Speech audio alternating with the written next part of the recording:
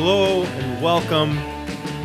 We are back after a nice little weekend there, drinking champagne, and we're gonna be talking a little New Year's resolutions here this evening, and I mean we got a lot to talk about. First of all, Andrew, there was if anyone follows you on Twitter or is friends with you on Facebook, I'm sure they know and they've seen the news. But if not, congratulations. Andrew is now engaged. We're going to go ahead and give him a little round of applause there. Uh, yeah, and we were talking beforehand. You were not nervous at all. No. So here's the thing. I had had the ring for a little while. I had informed my dad that I had it. I knew that it was going to be put to use at some point fairly soon. But it actually wound up happening after I took a trip to San Francisco for an entirely different reason. So, my dad's coming out here in a couple of weeks. And one of the things he had mentioned we could potentially do is go to the University of San Francisco for a basketball game against St. Mary's. Both teams are usually very good. But my dad was a big Boston Celtics fan growing up. And when he was growing up, a guy named Bill Russell was the bedrock of the team that won 9,000 championships. So he played his college ball over at USF. So figured it'd be nice. We go over there, we see a game in the gym, we see all the cool things they've got from the olden days. Fantastic, right? So on Tuesday of last week, I drove into San Francisco saying, okay, here's what we're going to do. I'm going to go over there. I'm going to see if I can find the gym. I'm going to see if I can find a place to park so that way, when dad comes flying out here in a couple of weeks, I'm not flying totally blind. Josh, total swing and a miss on that front. I went looking for the campus and found the campus. No idea where the basketball court is. No idea where we're going to park.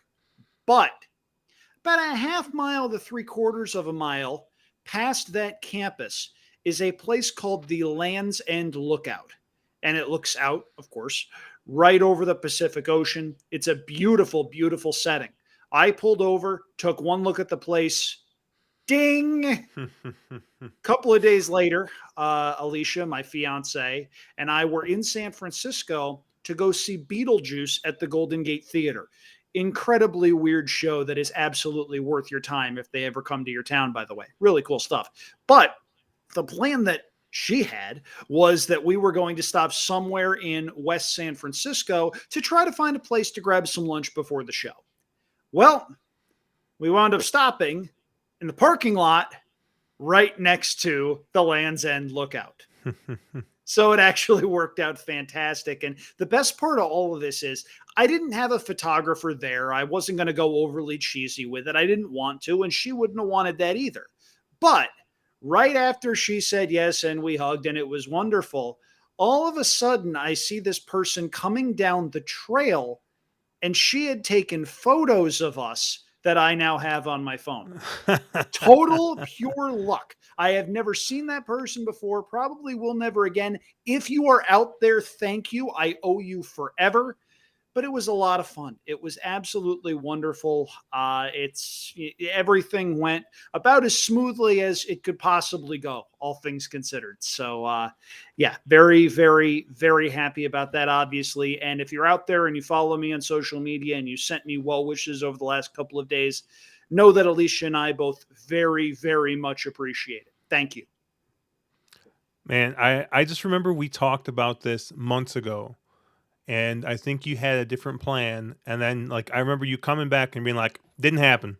It Yep. didn't work out." It was like Yeah, you were like, there "No, were it a was no couple of good." things where I'm like, okay, maybe this will work now. Maybe this will work now. But honestly, everything worked out the way it was supposed to work out, and it wound up being about as good as it was going to be. So, absolutely no complaints. Well, good. I'm happy for the two of you. Thank you. Um, I'm sure you probably have already gotten plenty of ribbing of "Oh my goodness, finally," which is just what Yes. people do. Yep, that's for sure. If you want a real laugh, though, and this is the thing that I'm going to be telling people, Try to imagine the weird assortment of horse racing Twitter people that are going to be in attendance for this thing, and try not to laugh hysterically. It's going to be, I joke with a friend of mine, Joe Nevels, who, if you know Joe, you know he writes for the Pollock Report, as does his wife, Natalie. I've joked with him that we're going to have a whole bunch of turf writers that are used to writing some incredibly breaking stories on a very tight deadline. That's going to be a day something bonkers happens. Like, I'm talking Navarro and Service get arrested happens. And my wedding is going to be the first one in history with a press box. Oh man, yeah. I wish nothing but the best for the two of you. So I'm sure I do not envy the next however long it's going to take for you to plan this thing because yeah, that is just not fun. But Well, we'll see. The good thing is, neither of us are in an insane hurry. Like, we're looking at stuff and we're seeing things as they come up. But it's not like, oh, we got engaged in December. We need to get married during the summer. We have 6 months. Oh my God, what the heck's going on? It's not like that, thank goodness. So, no, we're in an incredibly good place. Spent Christmas with her and her family. That was a lot of fun. Getting to show the ring off was a lot of fun too. So everything went as well as it could possibly go, both when that happened and the couple of days after that. Again, if you've reached out, thank you. Know that I'm incredibly grateful. yeah, so I think that very good end to the year for you, and obviously we're gonna roll into next year. And I thought it'd be fun to talk about, everyone likes to do these New Year's resolutions, right? That maybe last a month. So I figured, hey, why not let us do our wagering or betting, handicapping, whatever you want to call it, resolutions here coming up for the year of our Lord 2023. Um, and I do, I think the first thing, and this is kind of like, this doesn't count as a real one, but the first thing I will mention is, and this is something I'm going to try not to do next year, is when your friend calls you up and says, "Hey, I gotta hit so many points to get my status up." The week before the end of the year, and offers to go to your casino with you, right? Just say no, because the amount of degeneracy that happened before we recorded this, I saw things that I did not know Mr. Brian Duransky was capable of. This feels like the Um, monologue from Blade Runner. I have seen things that you could never believe. like, and I got caught up in it too, right? Because then, like, I see how much this man was betting, and I'm like, man, I'm over here, I'm betting like Peer 75 pressure cents, a is a dollar a powerful thing, spin. Josh. I'm like, oh, next thing you know, dude, I'm playing 10 hand video poker, right? And I'm just Why like, would you it do was, that? Just I why don't would know. you do that to yourself? You want to know the worst part is I was playing 3 hand quarter, which I thought was already, just crazy. And I hit 4 of a kind with the multiplier. And I should have just been done. But, alas, what in a casino, I don't think anyone's ever done. But yeah, it was just insane. Brian at some point got a hand pay, and then so they come over and they have you fill out your paperwork, and they go grab your money, and they take their sweet time doing this. And in the span of when he gave the paperwork for the hand pay and he got the money, he not only ran money up to like $1,600, but then proceeded to lose all of it. And he's like, man, if these people, and we're walking out of the casino, and we get into the elevator in the parking garage, and he just turns to me and he goes, man, if they would have just brought that money quicker, I would have probably left here with an extra $1,500. He's just like, oh man, but no, it was a blast. We had fun. We just went over to Hammond, and just like I said, just kind of messed around. He was sitting there with work, He works close to there, so he was just like, "Yeah, I'm gonna head over after work." So headed over there. We had a couple beers and played some slots, video poker. He played some roulette, and we had a good time. So shout out to Mr. Beatty horse player Brian Duransky there. But NHC qualifier, Brian Duransky. Yeah, so part of the reason that, and actually NHC is what kind of um, is driving this, because he didn't want to pay the resort fees for his trip to NHC, and he proceeded to lose countless of hundreds of dollars to avoid paying whatever $200. So very efficient of us, but it was a good time. Um, but yeah, so next year, Brian, if you call me for the same exact reason, I might have to decline. I'm just kidding. You know that I will probably be there and bring more money this time. But yeah, I don't know, Andrew. Why don't you get started with the real resolution? What's number one on your list here? Get engaged. Oh, wait, I already did that. Didn't. The first one, it's something I never knew I needed until I saw it Monday afternoon at the Great Race Place. Frankie Dettori is a blind bet on that turf course. And here's why. He's 50 some odd years old. This is his farewell tour. He's not taking mounts just to get mounts. If he's taking mounts, they're live and should be treated as significant rider upgrades from 90% of the jockey colony in Southern California. I respect Juan Hernandez. He doesn't really apply here. I respect Umberto Rispoli on turf. Doesn't really apply here. But he had a ride down the hill on a horse with a French name that I'm not even going to try to butcher. I'm just going to call it the 9 horse for the sake of not offending anybody, okay? He rode the 9 horse perfectly. When a whole bunch of other riders were taking back and taking back and taking back coming down the hill, about 3 furlongs to go, Dettori finds himself on the lead. And that he was not supposed to be on the lead with that particular horse, but he made the rest of the field try to catch him. And of course, they couldn't for a variety of different reasons. And all of a sudden, the one ticket I'm cashing is a win wager on a Frankie Dettori horse on the turf that paid $15. He's going to win a lot of races over that turf course and coming down that hill. If you think he's just taking mounts just for the sake of taking mounts, that's not what's happening here. He's coming to ride nice, well-meant horses and, of course, hopefully get a Derby mount. That's what he had initially said his main goal was coming to Santa Anita. He's going to be a lot of fun to watch ride throughout the course of the meet, but specifically over that turf course. There are not many better riders over the last 30 years on turf than Lanfranco Dettori. He's very rarely in the wrong place at the wrong time. He's got an excellent clock in his head. There's a reason he's ridden so many really good horses over the course of his career, and I'm looking forward to betting him whenever he's live. Yeah, I really liked this mount in that race. I that was part of the late sequence, I believe. Yes, it Um, was. and we kind of covered that in our Thursday stream, and that was one of my 2 horses in that race. I think I also like the 8 horse in that race, Yeah, but the 8 horse was the favorite, and that one was coming off of a pretty long layoff. And that's the reason I opted to look elsewhere. And I went, wait a minute.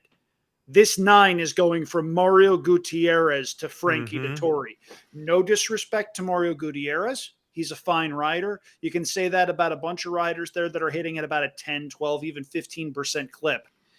Unless it's Hernandez or Rispoli, Dettori is a major, major upgrade, especially on turf.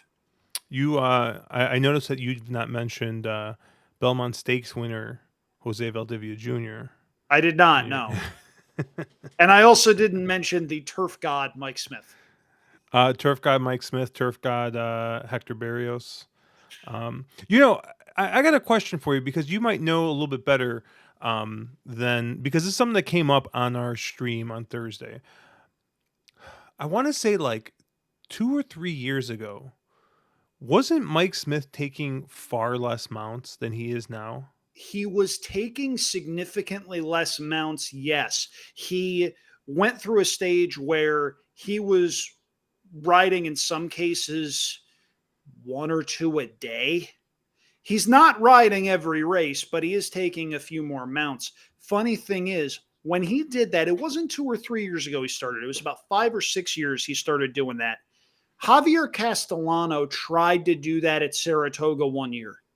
He started the Saratoga meet, won for about 30, and that immediately stopped because if you're not winning races, you're not getting put on those high quality mounts. It's a very slippery slope, and you've got to be really, really good to be able to sustain that. And that's not saying Javier Castellano and Mike Smith aren't very, very good. But yes, there was an instance a couple of years ago where I think Mike Smith was contemplating retirement, perhaps, and he was really scaling back his mounts to where when he got on a horse in the afternoon, if it was a first time starter, just go bet it. Yeah, I remember him being on a couple of like super live sheriff's horses. Mm-hmm. And it was just like I'm like, this is his only mount for the day, and it's like the last race of the day. Like, what is going on? And yeah. And but I just noticed I noticed at least this year that he's been named on a lot more mounts. He's been riding a lot more. So um yeah, I don't know if he just is more interested in it or what's going on, but it was just like one of those things I noticed. And I had talked with on stream on Thursday. I'd kind of mentioned something like that, and I didn't know if there was something, there was more behind it other than just he was kind of just slowing down for a little bit, but it looks like he's kind of taking it back up. So yeah, but much like Mike Smith of 5 or 6 years ago, my and I probably say this every year, but my big resolution is to play fewer races because like and I talk with I talk with my buddies about this a lot, right? Um, there's a difference, right, between capping a card for Saturday, right? Getting your homework in, getting your wagers done, doing your homework, and hey, I'm gonna put my like a healthy amount of bankroll into this card, right? Whether if you're normally a I don't know $200-300 a day better, right? Hey, like this is like I'm doing all that work, getting all those bets ready. I'm gonna put that much through the windows versus Wednesday night. You got nothing going on. Crack open a beer, have a little bit of whiskey. Turfway Park's running, right? And you're gonna just fire 20 to $50 at the card, right? There's a difference, I think, in more action type wagering or just straight action wagering versus actual handicapping and actually putting it. And action betting can be very detrimental for your bankroll. Um, if you don't scale it back greatly. And I think one of the things that's happened is that as my bankroll has gotten bigger and things have scaled up, I've also scaled up my action wagers, right? So what used to be, hey, me firing $2 win bets, $5 win bets at Turfway, on a card that I didn't put a lot of time into, right? Hey, if I really like the Wednesday night Turfway card and I cap it and I'm ready to go, like yeah, great. But if this is Wednesday night, I've been at work all day, I haven't looked at it, and it's the second race, um, I can't be firing $20 win bets into that, which for me is kind of like, hey, this is my normal scale, right? Like I need to scale back on the action betting and I just need to play fewer races. Not necessarily scale back even the amount, like the total handle I'm doing, but hey, like when I'm right, I got to make sure I get paid. And and you do that by playing fewer races, finding strong opinions and hammering them. So, I definitely got to do a little bit more of that. I know our good friend Sheldon at Fake Maven on Twitter.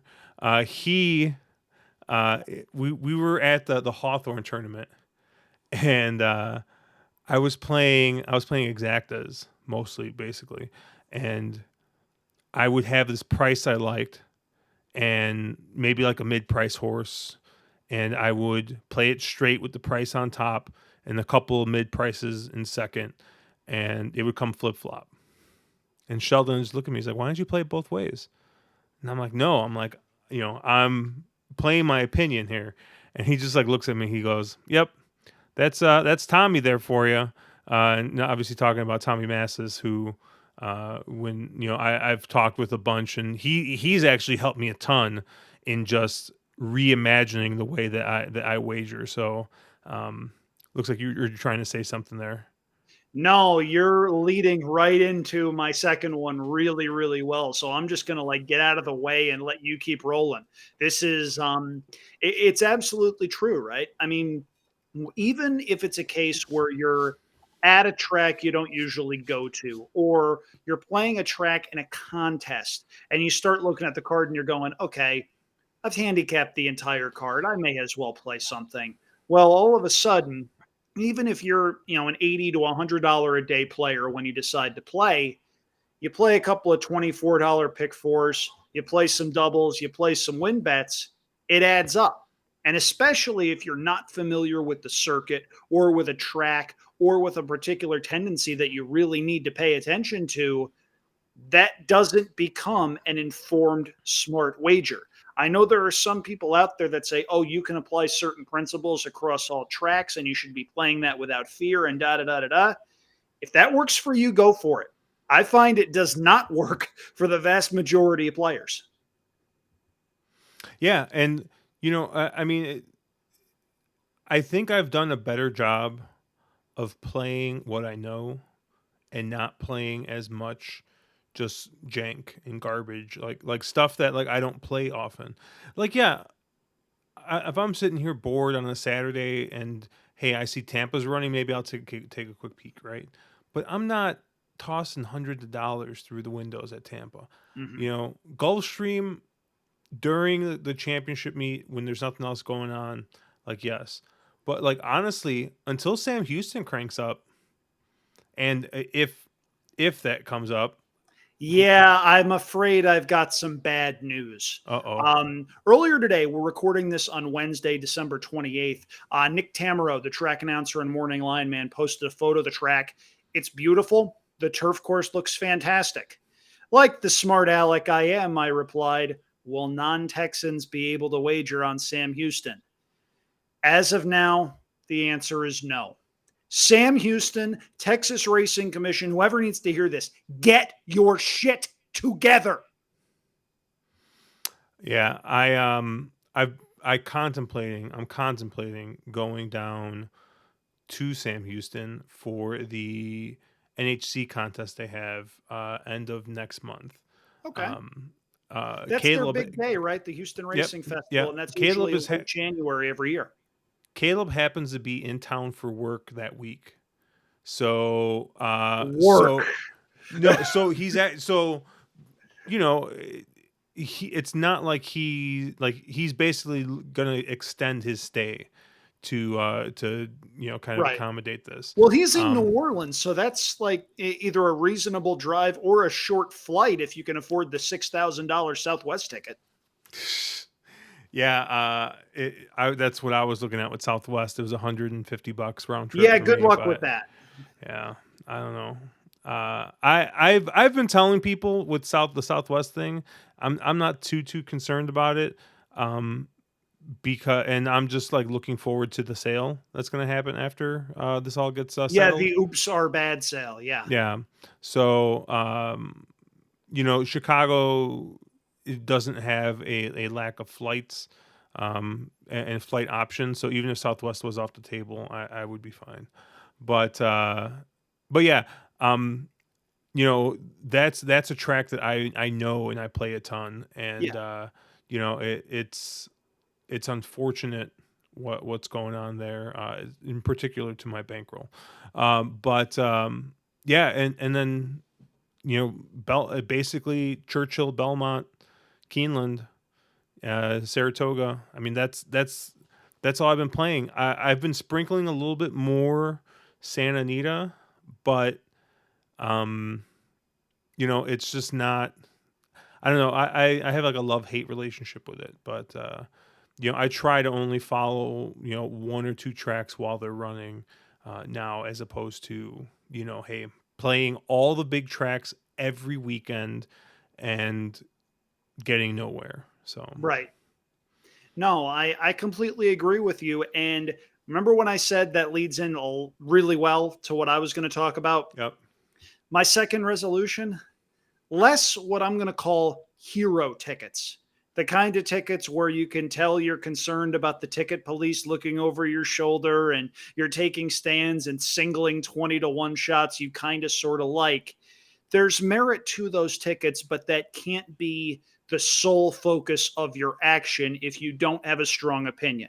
If your opinion is this 20 to 1 shot should be 10 to 1 or 12 to 1, yeah, you do something like that, but you don't make that the focus of your day. If you're looking at a favorite that you don't particularly like, and you see that horse is going to be 2 to 5, and you're thinking, this horse could potentially win and maybe is the most likely winner, but shouldn't this horse be 7 to 5 or 8 to 5? There's other ways to make your money rather than pitching that horse entirely off of all of your tickets. You find ways to use other races on the card. You find ways to massage things to where, okay, yes, you need to have sound management. Yes, you don't throw that 2 to 5 favorite in if you're going 7 deep in a pick 4. I'm not totally without morals here, ticket police. I understand where you're coming from and there's sound logic behind it. But it's also a case where if you try to go for the clout too much and you try to get too cute, Josh, that leads into what Sheldon was saying earlier, as far as not boxing exactas and coming in 2-1, or as my father and I call them, Polish exactas. Too cute alert. There we go. Perfect.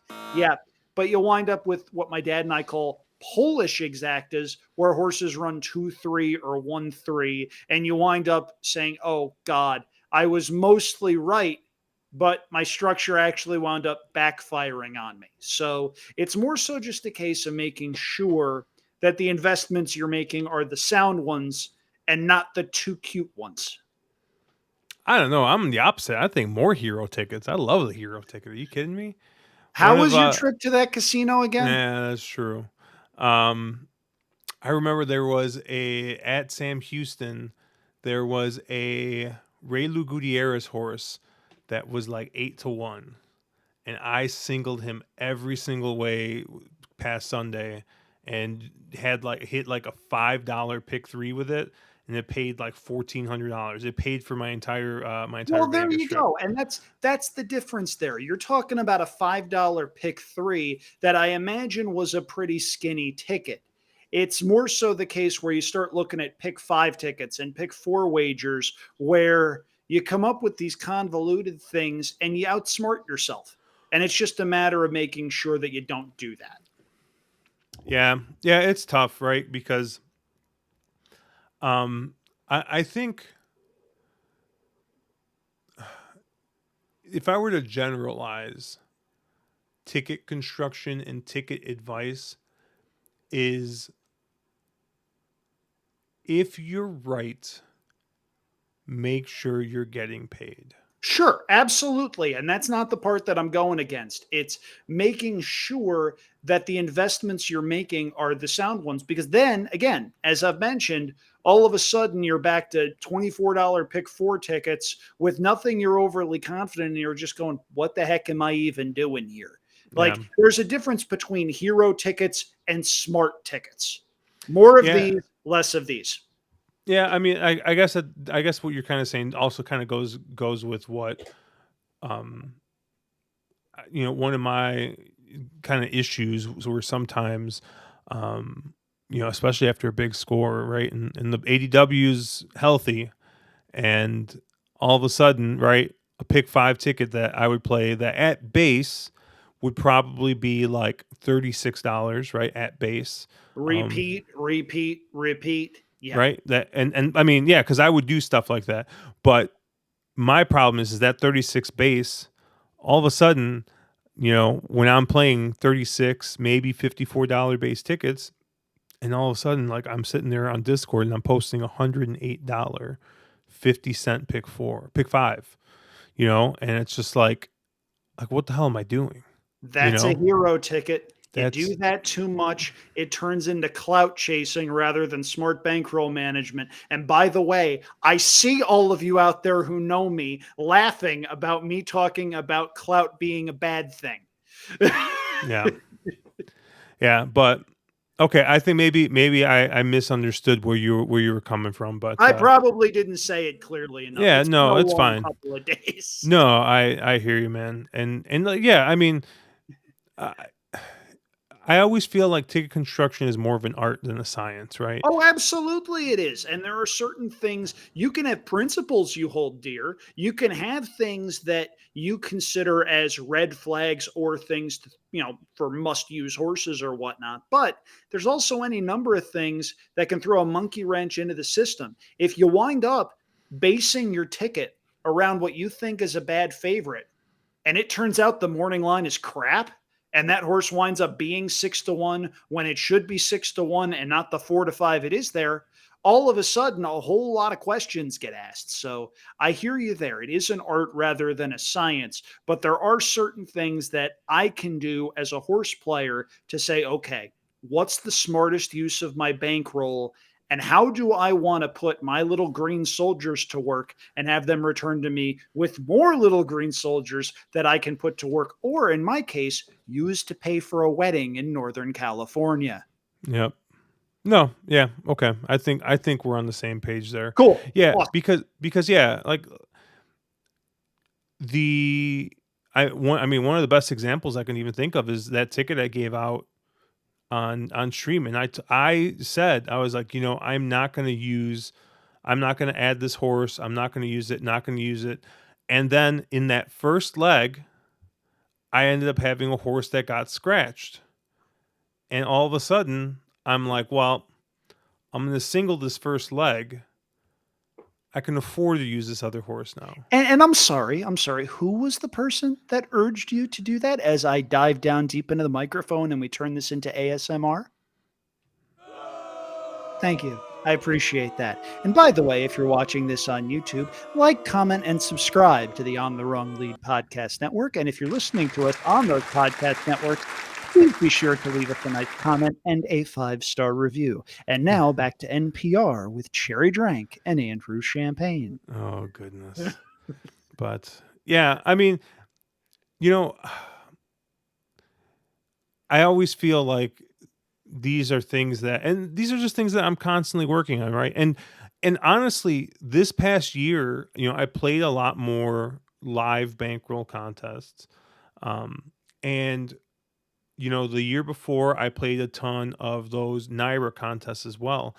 And what it did really teach me is like, hey, yes, there are multiple ways to make money in horse racing. And I know it's very sexy to hit the pick five, pick six for thousands and thousands of dollars. And granted, my two biggest scores this year were a pick five and the pick six. However, I did very well in that Hawthorne contest playing $20 exactas, right? One over two horses, $40 bet, and I won hundreds and hundreds of dollars. I built up a bankroll from 300 to 2,500 playing just exactas, and yes, I ended up churning some of that down. Trying to chase that last NHC seat they had up that day, but. Playing those contests, those win, play, show, exacta double contests, like really, like you really have to look and figure out, hey, or find other ways to make money outside of just horizontally. And I think that there are merits to playing vertically in a lot of things. And I kind of feel like sometimes people forget. People forget about the trifecta and the exacta because everyone's chasing that. And the double, too. Do not sleep on the daily double, especially if you have a horse you like that's going to be a very short price. One of the things I love doing at this place right back here, You find that 3 to 5 shot you like, you turn that horse into a 3 to 1 or 7 to 2 shot in doubles by going 1 by 2. And you'd be surprised how well that pays and how much that works, especially if the leg that you're either going before or after has a pretty big field. But Josh, you're absolutely right. There's something to be said for going back to basics. The best wagering day I ever had in my life was the Kentucky Derby that a lot of people want to forget about when Medina Spirit won the Kentucky Oh, Derby. thank God. I thought it was a different Derby, and I was getting No, it ready to was hit not the boo. it was not the maximum security country house fiasco. It wasn't that. But it was the Medina Spirit Kentucky Derby where the Baffert horse forgot to stop. The two races I nailed were a sprint race earlier on in the card when Lexitonian wound up running second behind Flagstaff, completing a massive exacta that I had. And then I had Medina Spirit and I had that exacta a whole bunch of different ways. And I had Oaks Derby doubles, and I had conventional doubles, and I had win bets, and that wound up being a gigantic day for me. Going back to basics helps. I know pick fours and pick fives are really sexy, and I know you can make a lot of money doing that. We're friends with people that have made a lot, and I mean a lot of money doing that. I remember our friend Rob in Louisiana hit the cross country pick five on this minuscule ticket with 3 singles and wound up hitting that for tens of thousands of dollars. That wound up, I'm sure, bankrolling some of his HVAC business that he reinvested and is continuing to use to print money. So good for him. No, it's it's into his craps play now. He's a craps player. No, I'm trying to give him a little bit of credit here. Come on.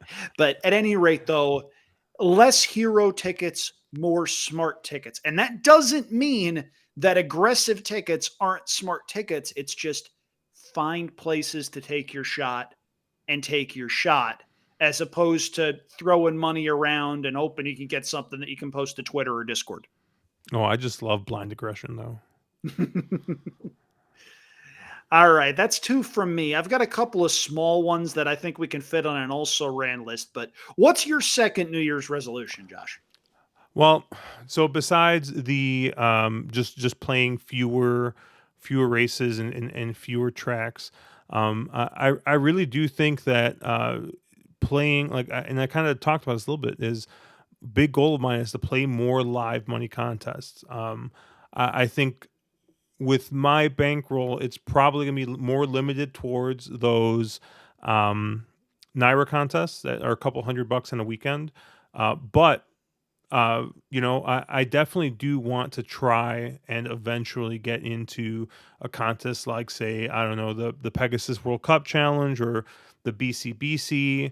The BCBC one might be too tough for me because you gotta wager a lot of money, and I don't know if I got the stones for it yet. But something like I think the Pegasus is a couple thousand, is a little bit less.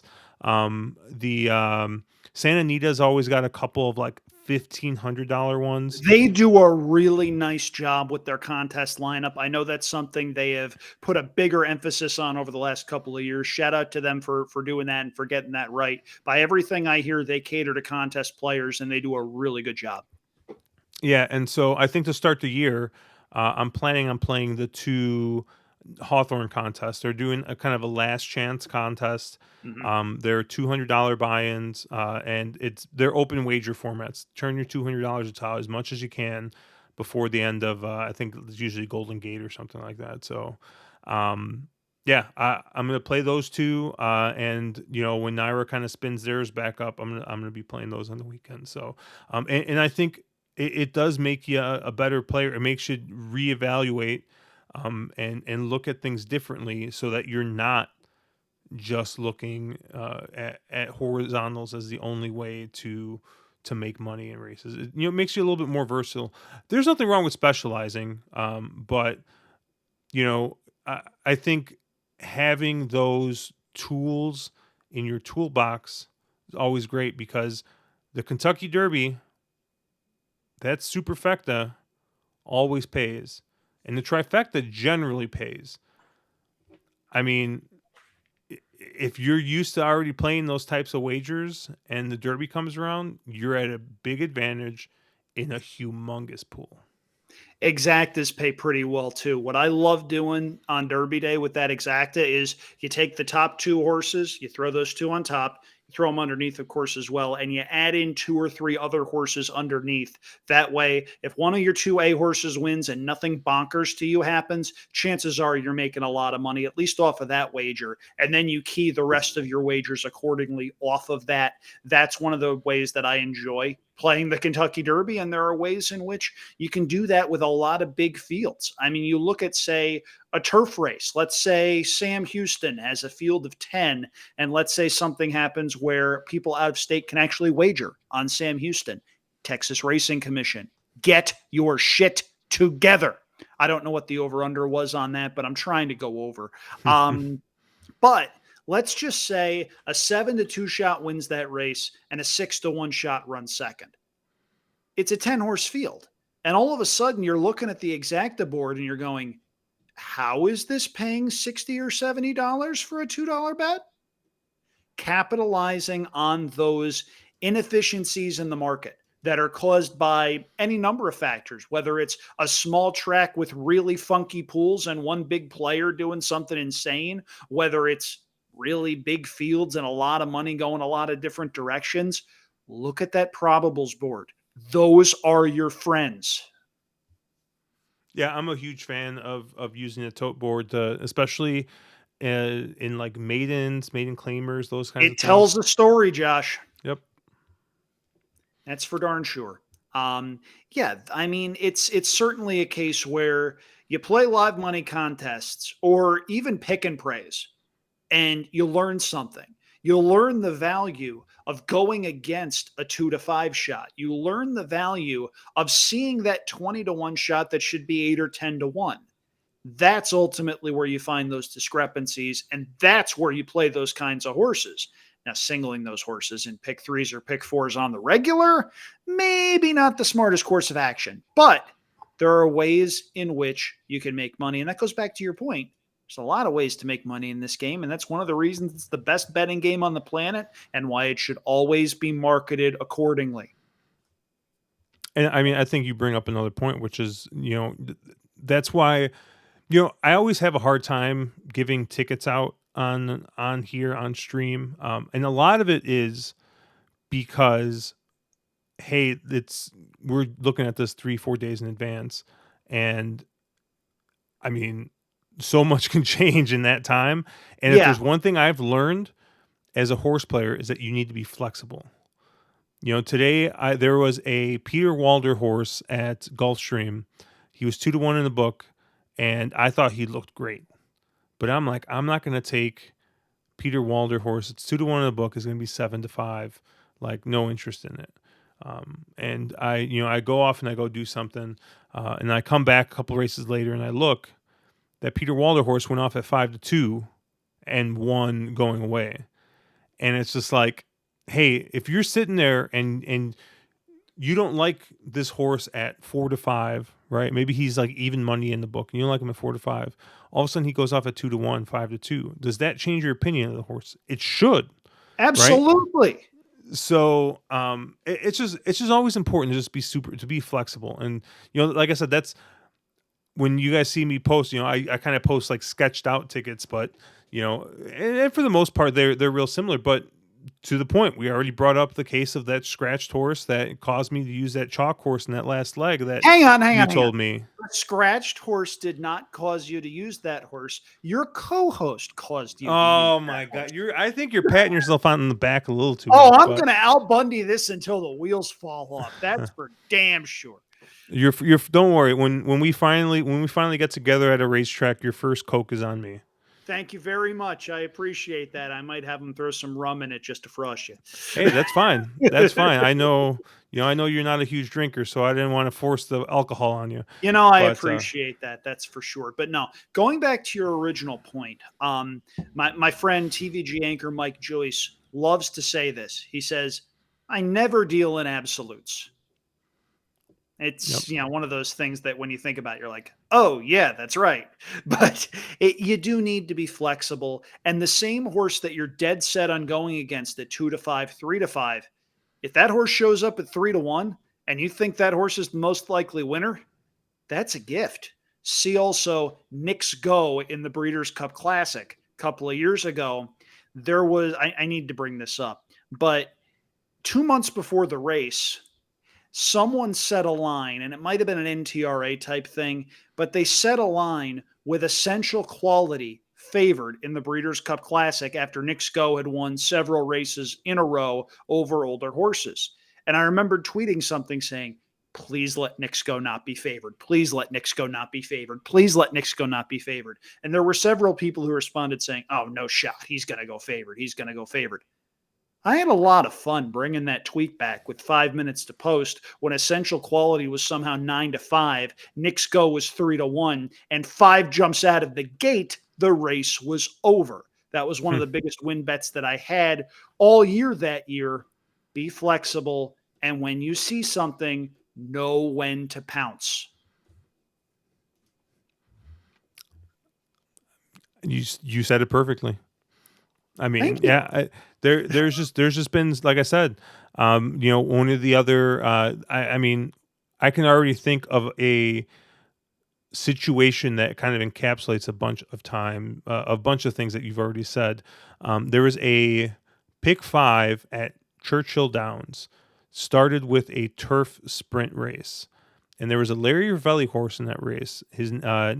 She was named Well Abled, and She's I fast. looked I looked at the horse, and I liked the horse, and I want to say the horse was like 4-1, 5-1, and I was like, that's a pretty good price on this horse. I'm kind of, and I'm like looking at the tote board, favored in the doubles, favored in the pick 3, not getting bet at all, and I sat there and I'm looking, and I kind of liked a couple other horses later in that sequence, so I bet a double, singling Well Abled into the next race. I then also bet a pick 5, singling Well Abled into the rest of the sequence. It wasn't humongous, but I want to say it paid something like $800 or $900, all anchored on this horse that the tote board was just screaming, bet this horse, and people didn't. No one listened. I got a great price on it. I got a good double, and I hit a nice little pick 5 singling this horse that honestly I had a hard time in that race. There were 2 or 3 other horses I liked, but the horse was so slammed in the doubles. I'm like, no, I'm just gonna go with my gut. I'm gonna go with this horse. I'm gonna single, and it paid off. Yeah, that's for sure. I mean, even if it's a case where you think a horse lays over the field, like towers over the field, and you're seeing 7-5, 8-5, sometimes better than even money's an overlay. And I know that doesn't sound like the sexiest thing imaginable, but you single that horse in doubles, pick 3s, pick 4s, and you wind up playing skinny enough tickets that you hammer the combinations a couple of times. And all of a sudden, that's the difference between a good day and a really good day. Yep. But yeah, I mean, we could keep on sitting here and listing out numerous things that we say we're going to change and probably won't. But yeah, I mean, I think you just got to constantly be evolving as a horse player. New things come out, new products come out. Um, Heck, we haven't seen a new track in a while since what, Arizona Downs, and was it Century Mile? I think it was in Canada here, but. Yep. Um, you know, you just kind of, you got to keep the head on the swivel, and constantly be learning. But yeah, it was fun to just kind of sit here and BS a little bit, talk a little horse racing, and we get ready for the new year here. But what do you got planned for the new year? Anything fun? Not a whole heck of a lot, actually. I might be working on New Year's night. The state of Ohio is legalizing sports betting at the stroke of midnight on January 1st, 2023. And here's a fun little thing. You know who's going to be making the first in-person sports bet in the state of Ohio at the Wasn't it stroke Pete of midnight? Rose? It's Pete Rose. Yep. Hey, good, nice work if you can get it. But yeah, so I might be doing a lot of different things with that. The one thing I will say, as sort of a final thought that goes off of something you said about always be learning, differentiate the signal from the noise. If you're on Twitter and you're trying to find people to follow and to actually learn something, don't be afraid to hit the mute button if someone just isn't your speed or hits you as somebody that you just whose energy you don't want. The mute button is your friend. Use it accordingly. Yeah, we're actually going to be staying in for New Year's. So Wow. yeah, my family, just like everyone, kind of got sick. So I think That's everyone is just, unfortunately, I'm thinking that's coming. If you haven't seen the news out of China, enlighten yourself. It's some scary shit. yeah. I just think that everyone's just kind of, you know, I don't know. The RSV hit really hard in our area as well. Those poor Um, kids. it's affecting adults now too. Oh, Um, gee. yeah, Wonderful. so it, we just had a bunch of like illnesses going around, and like we were just kind of like, let's just stay home. So my wife, she's had this idea for months, and now that we are not going to be visiting my family, we're going to go through with it.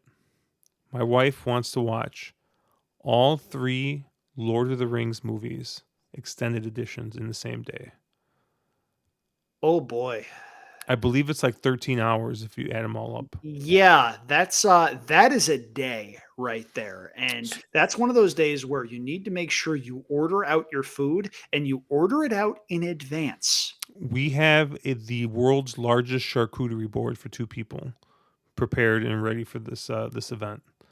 So Okay, that's more your speed than mine. A charcuterie board is not a meal. It is not a meal. It is a device restaurants use to gouge people out of their money with meats and cheeses that aren't enough for any one person to eat. But all of a sudden, you look for something to share, and you see this charcuterie board for $35 with some cheapo meats and cheeses, and it's a gigantic waste of money. Don't fall into that trap. If you're making it at home, it's a little more defensible. But if you're going out and you're looking for something, the charcuterie board is freaking robbery. Can you tell I've had this discussion with my fiance who loves charcuterie boards and thinks they're acceptable meals?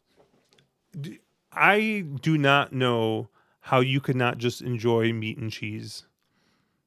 I don't mind meat and cheese, but I mind it being served a certain way. If I want meat, give me a steak, give me a sandwich. If I want cheese, same deal. It's just one of those things where you look and you look and you look and you'll see what people are charging for these charcuterie boards. It's amazing. Now, mind you, I'm in California. We pay for some weird things out here, Josh. And, weird charcuterie boards, that's on the list. Well, either way, we'll have popcorn as well.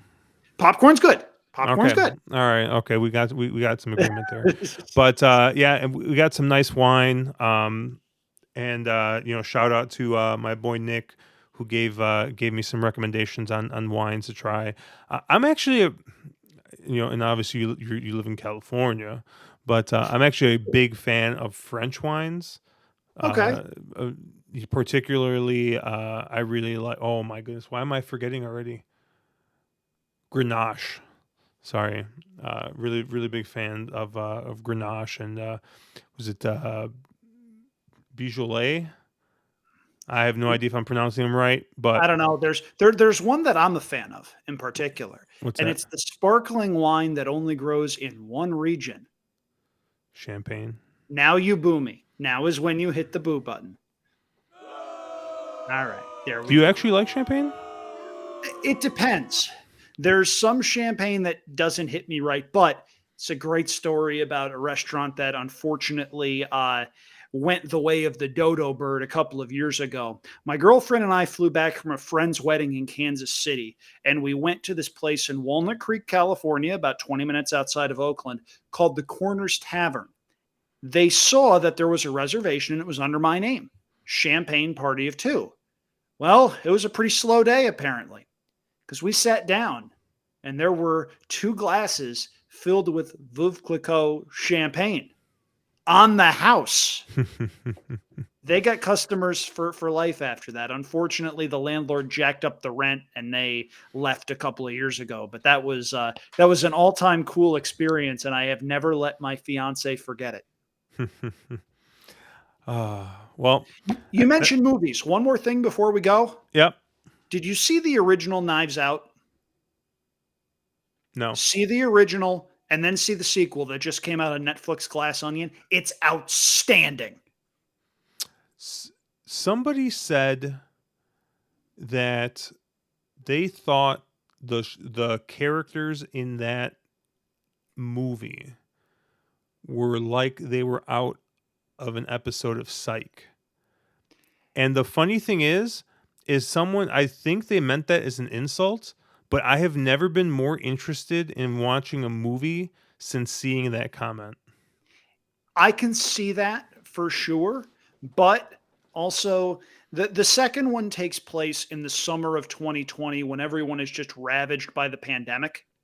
Um, it's legitimate. It's real, and you can identify the people that they're supposed to be portraying because they do such an absolute fantastic job doing it. It's great. It's fantastic. And seriously, you haven't seen the first one? The first one's really good too. See them both. In fact, here's what I motion you do.